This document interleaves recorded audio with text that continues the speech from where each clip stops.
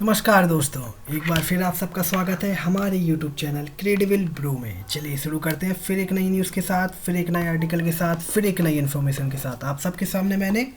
The Hindu outlet का article लगा रखा है, आप सबको नज़र आ रहा होगा आप सबकी स्क्रीन के सामने। यहाँ पे लिखा हुआ है amid global uncertainties spy chiefs from across world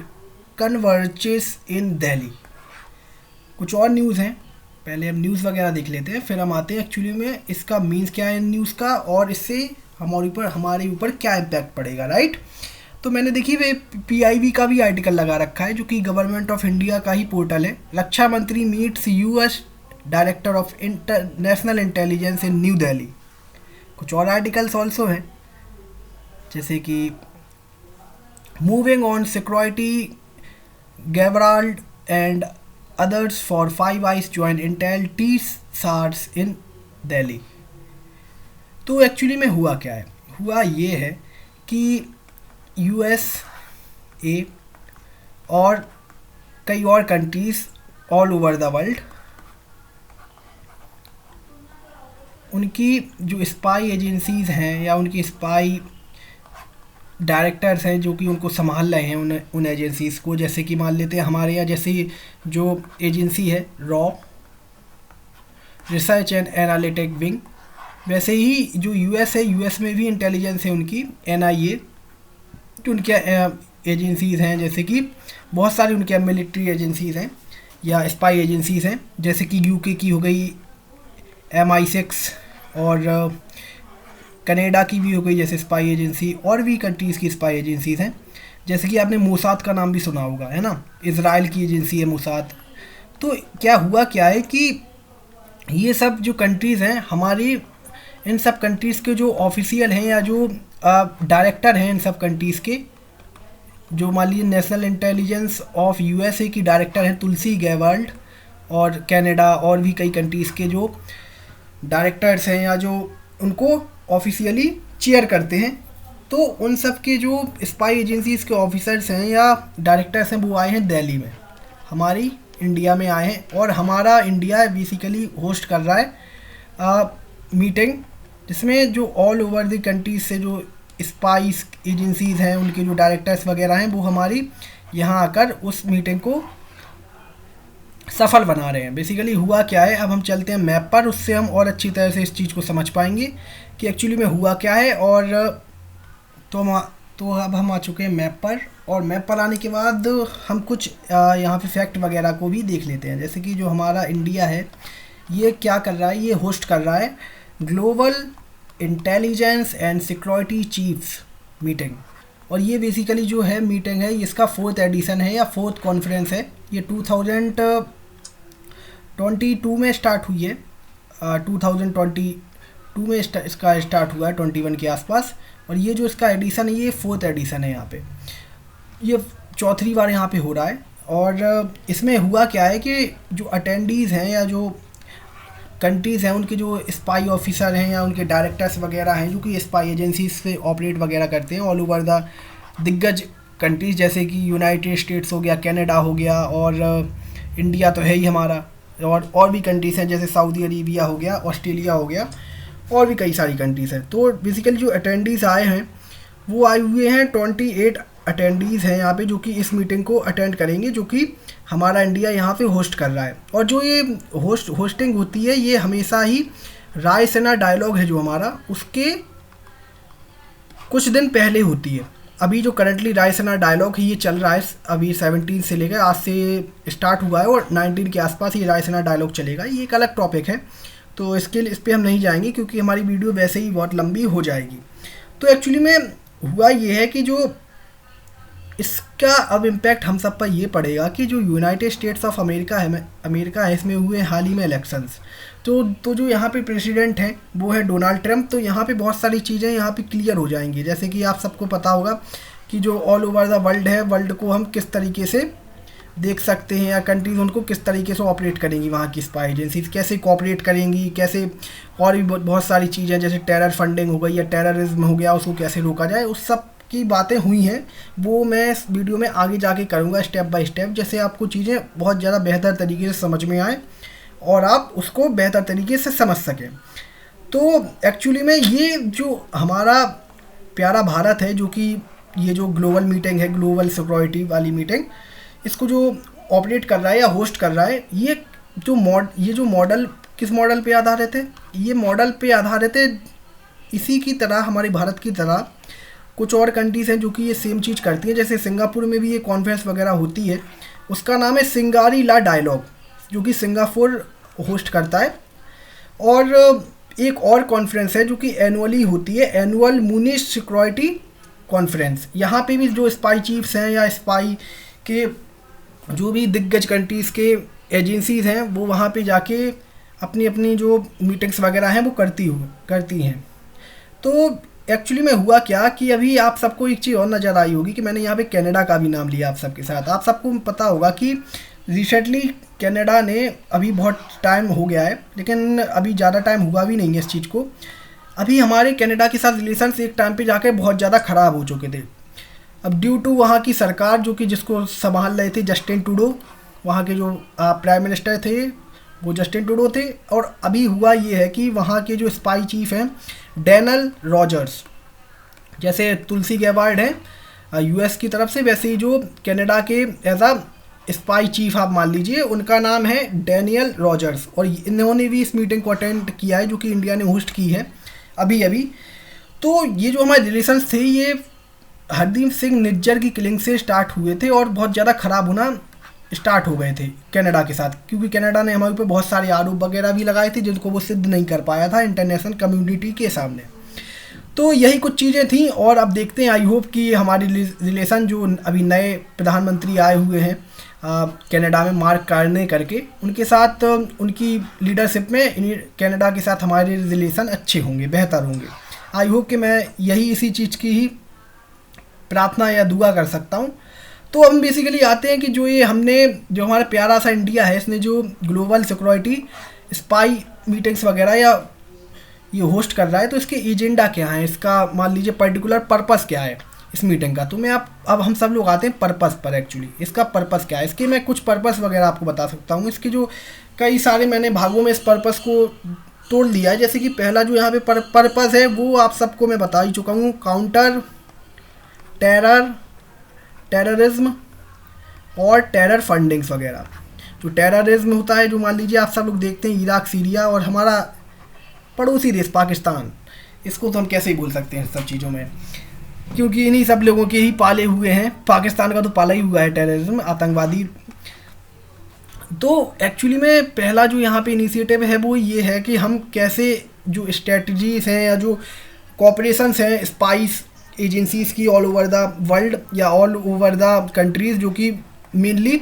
in सब चीज़ों में डील करती हैं ज़्यादातर कंट्री जो कि पावरफुल है, तो हम कैसे कॉरपोरेशन को इन्हेंस कर सकें कि जो ये काउंटर टेररिज्म है इसको हम मुंह तोड़ जवाब दें, और जो टेरर फंडिंग वगैरह हो रही है और जो टेररिज्म अपने चरम पर बढ़ रहा है आज के टाइम में, वो चीज़ें धीरे धीरे ख़त्म हो सकें और जड़ से उनका निपटारा हो सके। जो सेकेंड चीज़ है वो इस पर्पस में ये है कि जो ट्रांजैक्शनल क्राइम्स वगैरह होते हैं, आप सबको समझ में आया हुआ यहाँ पे ट्रांजैक्शनल क्राइम का मतलब। ट्रांजैक्शनल क्राइम का मतलब यहाँ पे ये है कि आप सबने देखा होगा कि आज के समय में जो क्राइम्स वगैरह हैं वो इतनी तेज़ी से बढ़ गए हैं कि जो भी यहाँ पे क्राइम वगैरह होता है, मान लेते हैं अब जो चोर वगैरह हो गए या जो भी क्रिमिनल्स वगैरह हो गए, उनका एक नेटवर्क है ऑल ओवर द वर्ल्ड। तो वो उस चीज़ को बहुत अच्छी तरीके से, जैसे आपने क्राइम किया मान लेते हैं यूएस में, तो हो सकता है आपका जो नेटवर्क अगर तगड़ा है तो आपको मैक्सिको के जरिए कहीं और शिफ्ट कर दिया जाए ऑल ओवर द वर्ल्ड। और ये जो जैसे मान लेते हैं हम सब का जैसे स्पाई एजेंसी यहाँ पे मीटिंग करती हैं, वैसे ही इन सब का भी एक ग्रुप होगा जो कि क्रिमिनल्स का भी एक ग्रुप होगा जो कि इन सब चीज़ों में डील करता होगा। और जो ट्रांजैक्शनल का यहाँ पे मतलब है, ट्रांजैक्शनल का मतलब यहाँ पे ये है कि जो क्राइम्स वगैरह हो रहे हैं इंटरनेशनल बॉर्डर्स के आस पार या ऑल ओवर द कंट्रीज़, तो वहाँ पे हमारी जो कॉरपोरेशन है वो इन्हेंस हो सके। मान लेते हैं यहाँ पे जो इंडिया से कोई क्रिमिनल है जो कि भाग कर गया है अफ़गानिस्तान या मान लेते हैं रशिया में, तो हमारी जो मान लेते हैं यूएस में चला गया इसको, और यूएस की जो हमारी इंटेलिजेंस है उसके साथ हमारे इतने अच्छे कॉरपोरेशन हो कि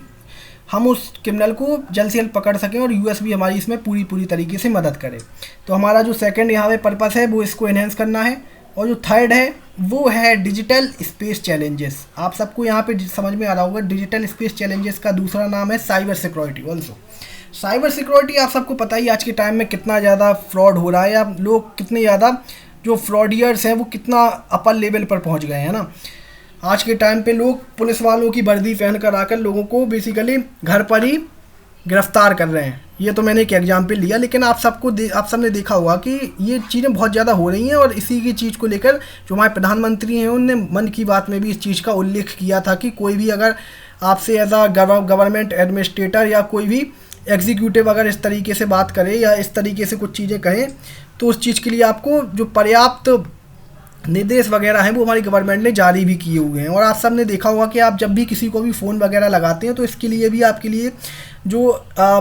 एज आपने देखा होगा अवेयरनेस प्रोग्राम वगैरह चलाए हुए हैं कि जैसे कि आप किसी को फ़ोन वगैरह लगाते हो तो आपको वहाँ पे थोड़ी देर के लिए ये सब चीज़ें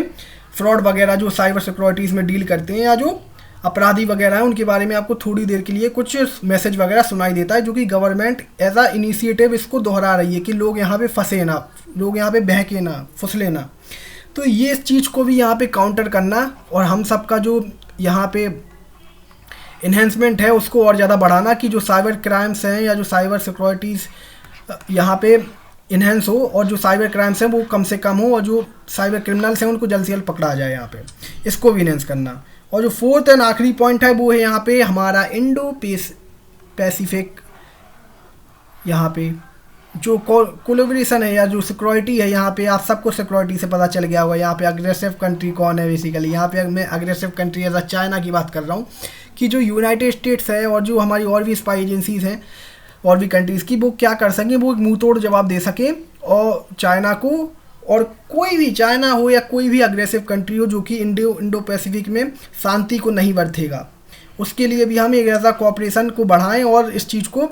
ऐसा शांति रख सकें इंडो पैसिफिक में, और ऐसा सिक्योरिटी मेजर्स भी यहाँ पे लिए जाएं कि यहाँ पे जो भी कोई भी अग्रेसिव कंट्री है वो यहाँ पे चीज़ों को बिगाड़ ना सके। तो ये बेसिकली जो पर्पज़ है वो हमारे इस एजेंडा का पर्पज़ है इस मीटिंग के। और मैं आप सबको यहाँ पे एक और चीज़, इंटरेस्टिंग चीज़ की यहाँ पे उल्लेख हुआ है या बहुत ज़्यादा वो फोकस किया गया है, वो है बांग्लादेश का इशू। आप सब ने देखा होगा कि बांग्लादेश में एक्चुअली में हुआ ये है कि वहाँ पे तख्ता पलट कह लीजिए या कुछ भी कह लीजिए आप,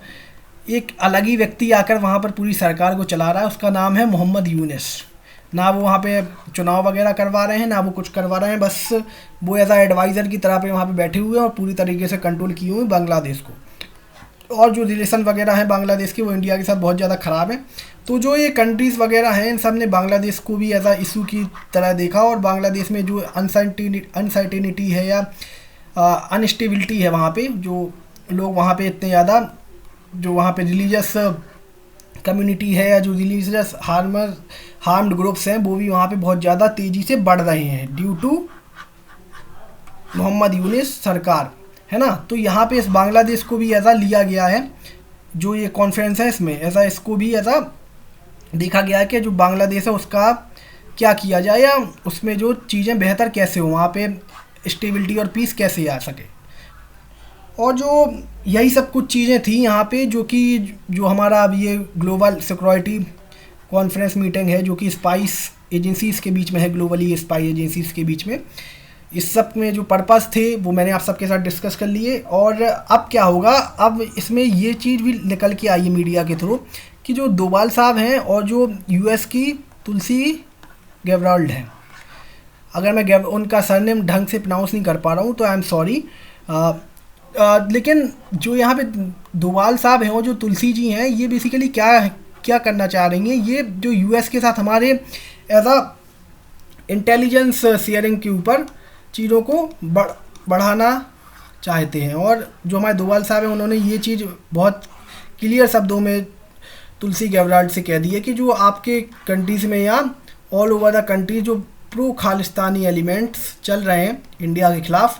इनको इंडिया बिल्कुल भी टॉलरेट नहीं करेगा और इसके ऊपर जल्द से जल्द कार्रवाई होनी चाहिए आपके देश में। जो भी यहाँ पे पर्सन है या जो भी एलिमेंट्स हैं वो ये जो अनस्टेबिलिटी वगैरह इंडिया के खिलाफ करते हैं या इंडिया को हार्म करने की कोशिश करते हैं यहाँ पे, तो उनके खिलाफ कार्रवाई होनी चाहिए। ये जो डोभाल साहब हैं वो बेसिकली उन्होंने कहा है तुलसी गेब्रोल्ड से, जो कि वहाँ की इंटेलिजेंस और स्पाई डायरेक्टर हैं या एज अ चीफ बोल लीजिए आपने।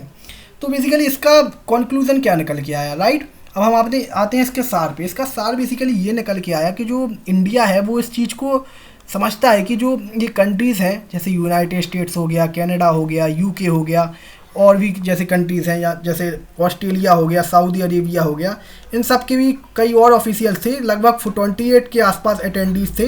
इन सब के साथ, इन सब की स्पाई एजेंसी के साथ हमारा इंडिया, हमारा प्यारा भारत बहुत ज़्यादा कॉरपोरेशन को और जो इंटेल वगैरह होती है, आप सबने देखा होगा, उसको बढ़ाना चाहता है। और जो इंडो पैसिफिक हो गया या जो टेरर फंडिंग वगैरह हो गया, और भी जैसे कई इशूज़ हैं उनको काउंटर करने के लिए, और जो विश्व में ऐसा